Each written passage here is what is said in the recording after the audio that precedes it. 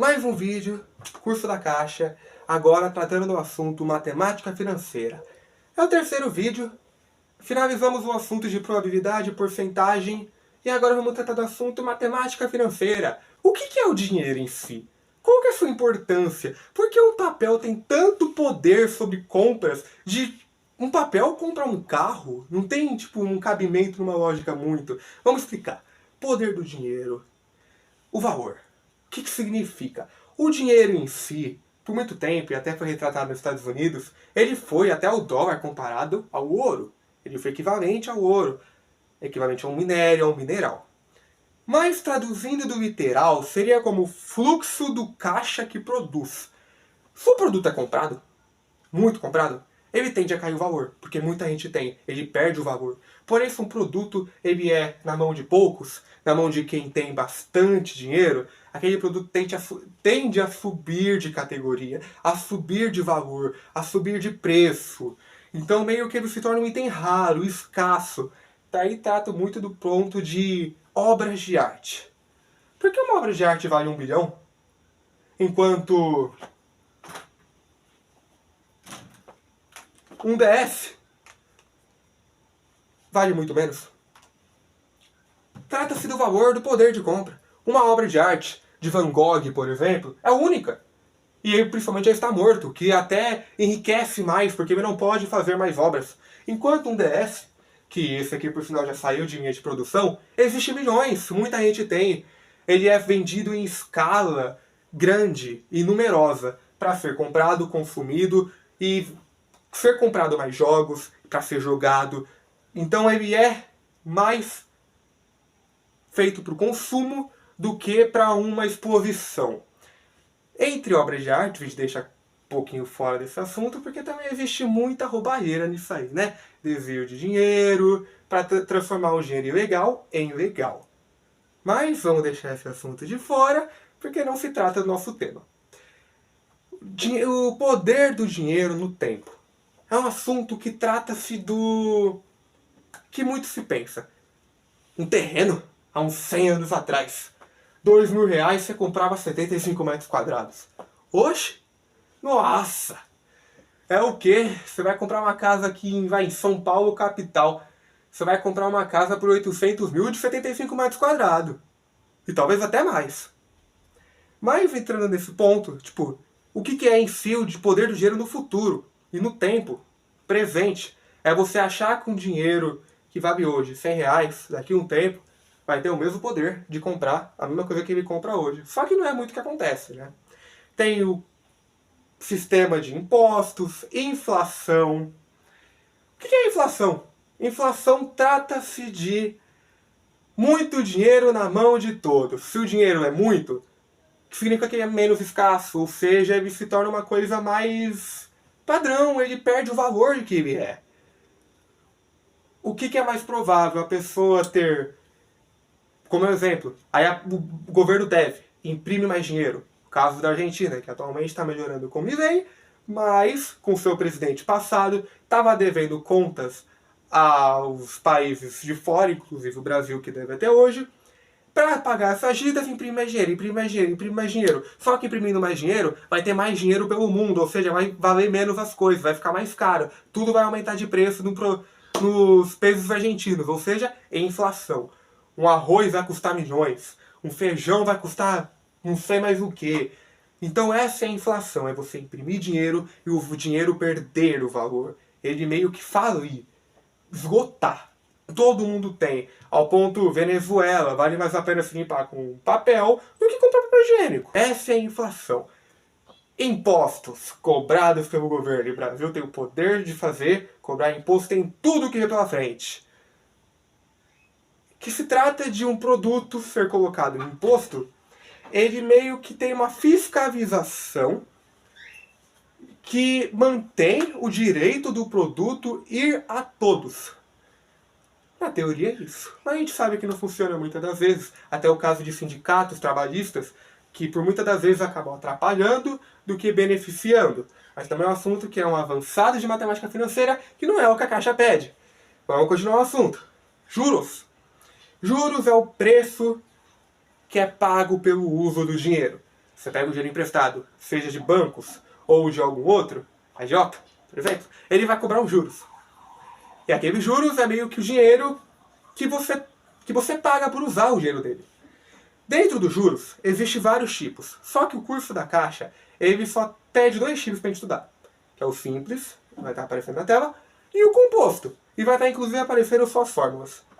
Dentro da matemática financeira e do assunto que a gente está trabalhando, eu acho meio certas fórmulas não necessárias ser decoradas, porque elas são lógicas.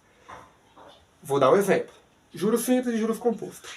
Você está investindo lá o dinheiro. Você está colocando no CDI.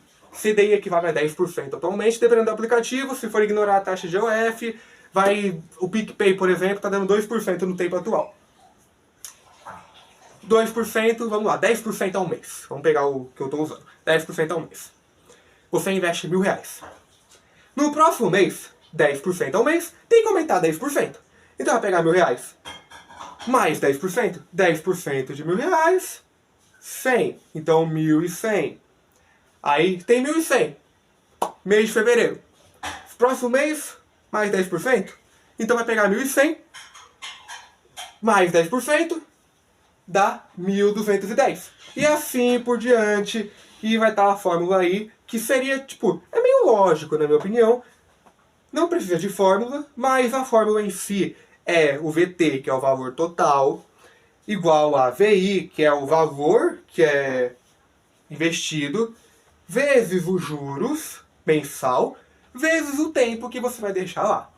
Enquanto isso, os juros compostos tem a sua diferença, que é o valor total igual ao VI, que é o valor inicial, ou valor imposto, que é o colocado, vezes, entre parênteses, 1 mais o juros mensal, fecha parênteses, elevado ao tempo.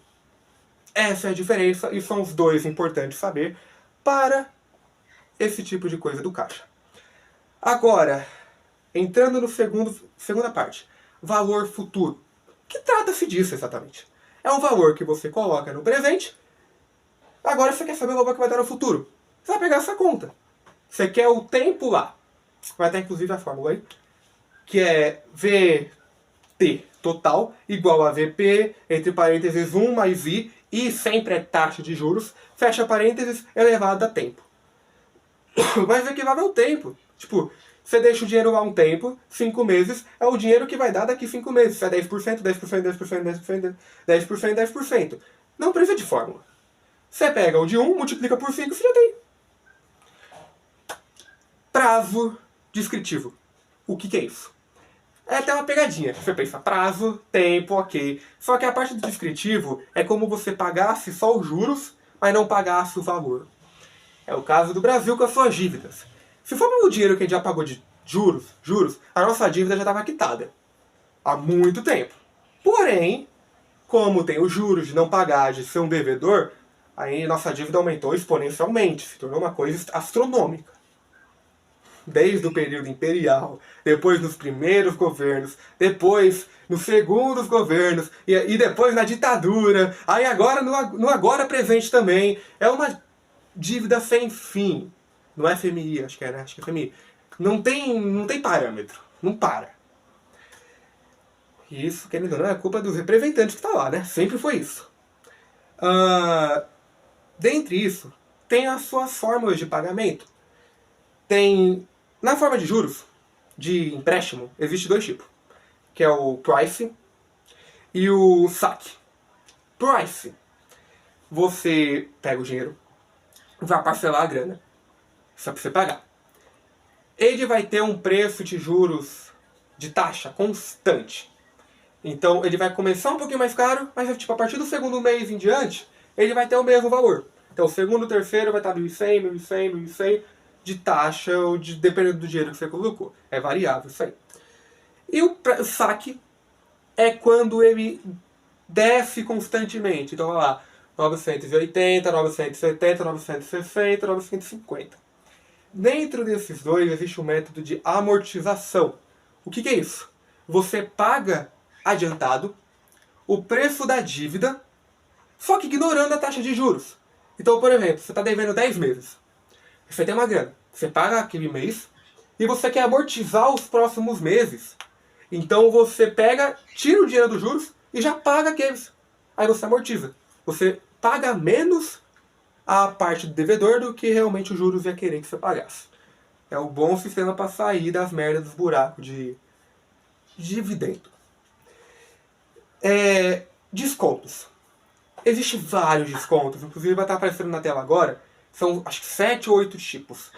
Mas dentro da caixa do curso, só se pede 2. Que é o comercial simples e o racional composto.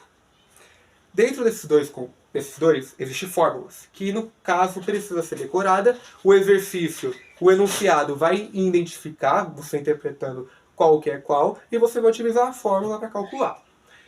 O primeiro, vamos para o comercial simples, que é A igual a N, entre parênteses, 1 menos I vezes T.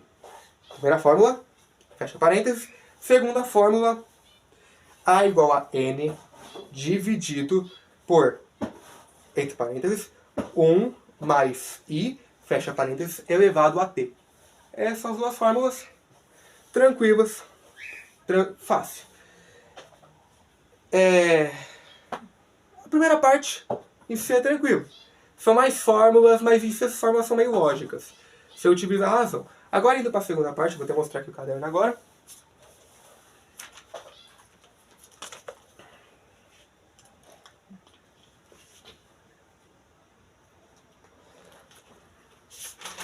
Agora a segunda parte trata de progressão aritmética e progressão geométrica. O que é a progressão?